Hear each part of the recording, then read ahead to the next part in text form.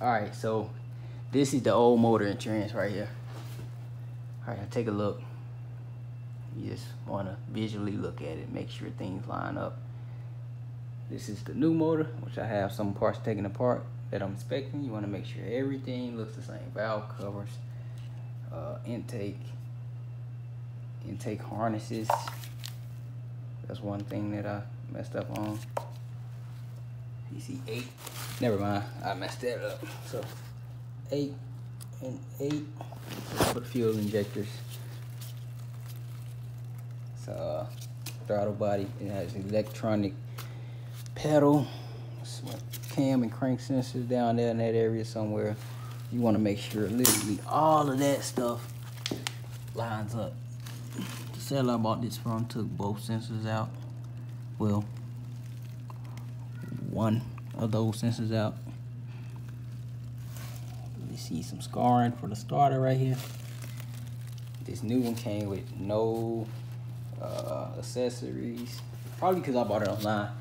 Came with no accessories, no flywheel, so I can do no immediate testing. Thermostat housing looks the same on both. Let me get over here.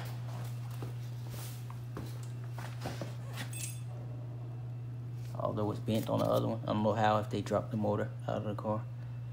Should be pretty straight. This one has a drill and tap for this EGR type thing. That one don't, but it's able to switch over from the exhaust manifold port, so I'm not too worried about that. Now, once you inspect that, before you even look at it too much more, check the oil and make sure it's very dark. If it's not, it's looking like French vanilla or something like that, it's not for you. Second, I'm gonna take the oil pan bolt off. Down in here and see what it looked like. Let me get that bolt off. I think it's a 15. It's usually always a 15 with GM. All right, here we go.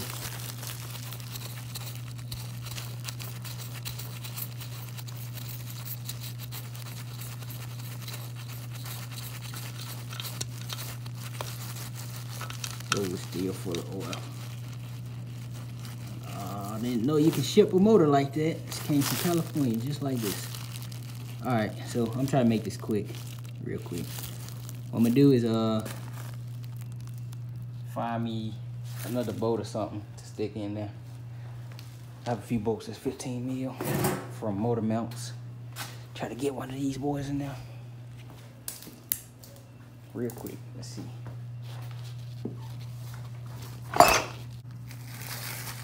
Okay, here we go. It don't fit, but anyway, while this oil is coming out, you want to inspect this for metal shavings. Sometimes people might wipe it off or something, but just do your best to try to see what it looked like. And this has no metal shavings, which is unbelievable.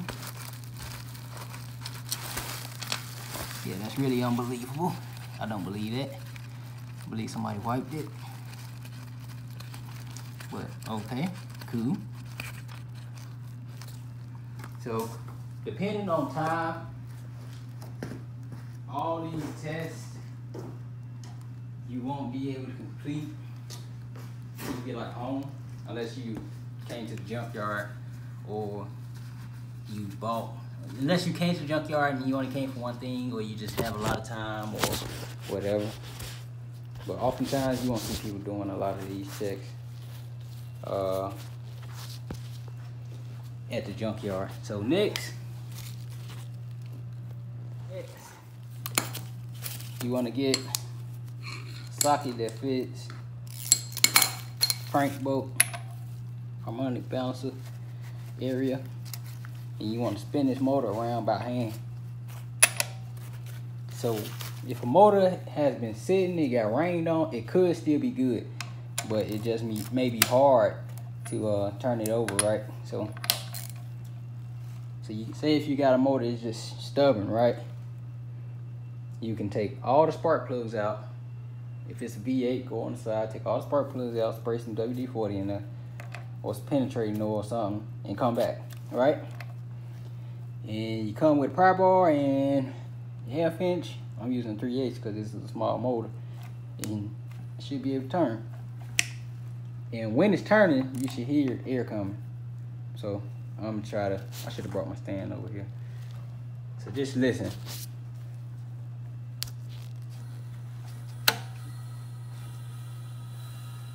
Y'all can hear that air.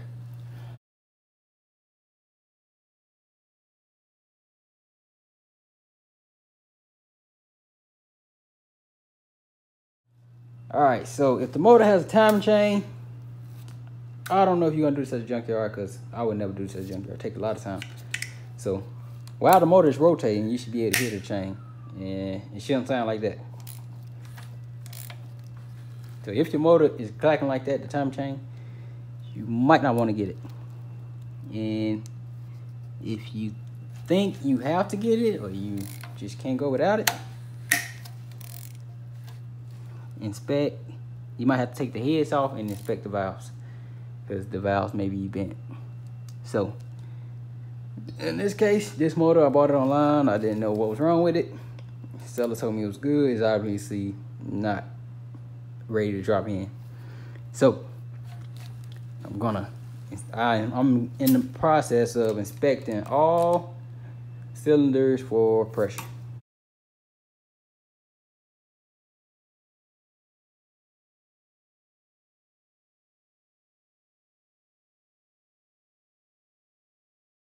Because if any valves were bent, the pressure would be uneven.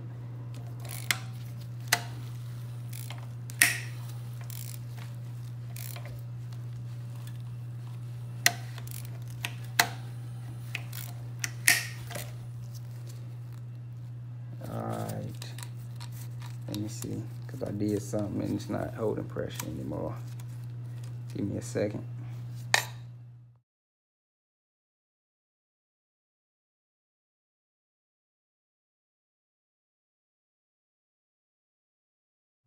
Broken rollers, that's how bad it was. A few rollers are broken, roller rocker arms. Now here, so this is the intake and this is exhaust. And you about to see how they don't line up like what it's supposed to. So, well, they kind of do still line up. So this is exhaust. And this is intake. I'm not sure if that's the exact spot they need to be in, but that's the general area. I have a book on this motor and I'm gonna pull it out soon. That's how you check, see if a motor is bad. Now, all right, for V8 it's pretty pretty much the same process. So you have to check, if you want to be like very thorough with it, you have to check every single cylinder for pressure. There are 8 cylinders for pressure. You can inspect under the valve covers for carbon buildup, burnt oil, clicking, tapping, because you can turn the motor over and hear it on those as well.